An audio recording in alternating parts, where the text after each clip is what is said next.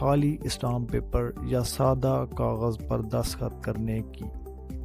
یہ ایک بہت عام لیکن انتہائی خطرناک عمل ہے۔ اکثر لوگ کچہری یا ذاتی معلومات میں سے کسی پر اعتماد کرتے ہوئے بغیر تحریر پڑھے خالی اسٹامپ پیپر پر دستخط کر دیتے ہیں یا انگوٹھا لگا دیتے ہیں، یہ سوچ کر کہ بعد میں تحریر مکمل ہو جائے گی۔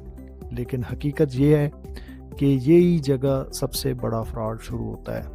بعد میں اس خالی اسٹامپ پیپر پر کوئی بھی تحریر لکھی جا سکتی ہے، جیسے کہ جائیداد کی فروخت کا معاہدہ، قرض کا اقرار نامہ یا کسی قسم کا قانونی دعویٰ۔ پھر آپ عدالتوں کے چکر لگاتے رہتے ہیں اور ثابت کرنا مشکل ہو جاتا ہے کہ آپ نے یہ تحریر خود نہیں لکھی۔ اس لیے ہمیشہ یاد رکھیں کہ کبھی بھی خالی اسٹامپ پیپر یا سادہ کاغذ پر دستخط نہ کریں۔ پہلے مکمل تحریر پڑھیں، سمجھیں اور پھر ہی دستخط کریں۔